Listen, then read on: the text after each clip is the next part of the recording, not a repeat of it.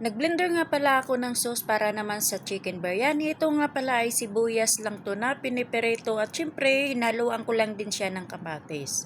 Hello mga kakabs, ito nga pala yung aking lulutuin ay magawa na naman ako ng chicken biryani. Bali nga pala ito ay noong nakaraan pa to.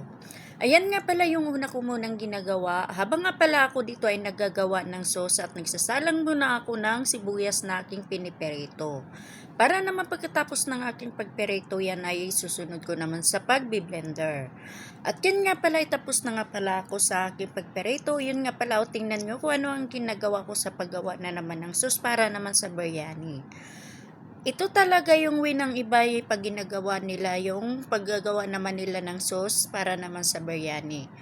At yan nga pala yung aking biniblender dyan. Bali nga pala ay hinahayaan ko lang muna siya na maging ganyan at hayaan ko lang din siya na parang lalapot din.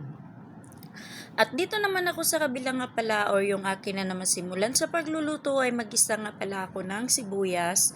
Dapat nga pala hindi na ako maglalagay ng sibuyas dyan pero gusto ko lang talaga na habang ako ay magigisa naman sa manok kailangan muna ng meron naman sibuyas.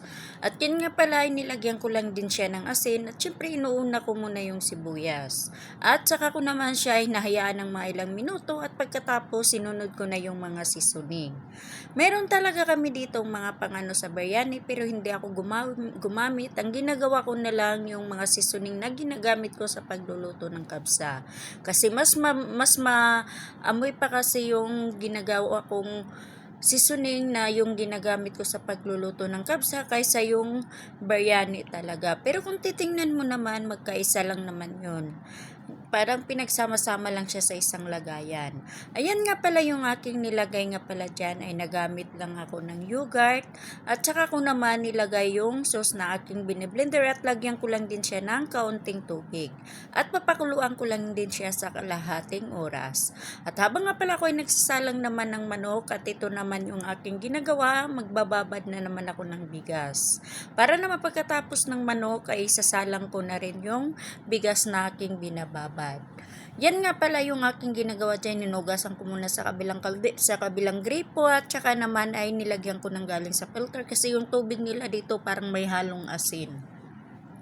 At nung natapos na nga ako sa pagbababad kasi paluto na rin yung aking nilulutong manok, ayan nga pala sinimulan ko na sa pagluluto ng kanin or yung bigas.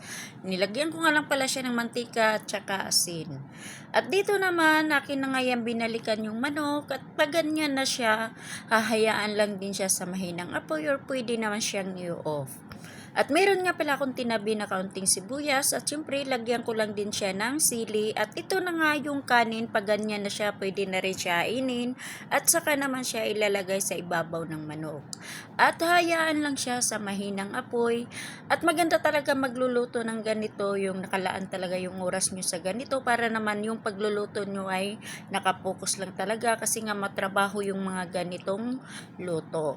At yan naman ay pagkatapos ko nga pala paglagay ng kanin or yung bigas, nilagyan ko lang din siya ng food coloring at fast forward na nga, ito na nga at nakapag-ready na rin ako para sa kanilang hainan.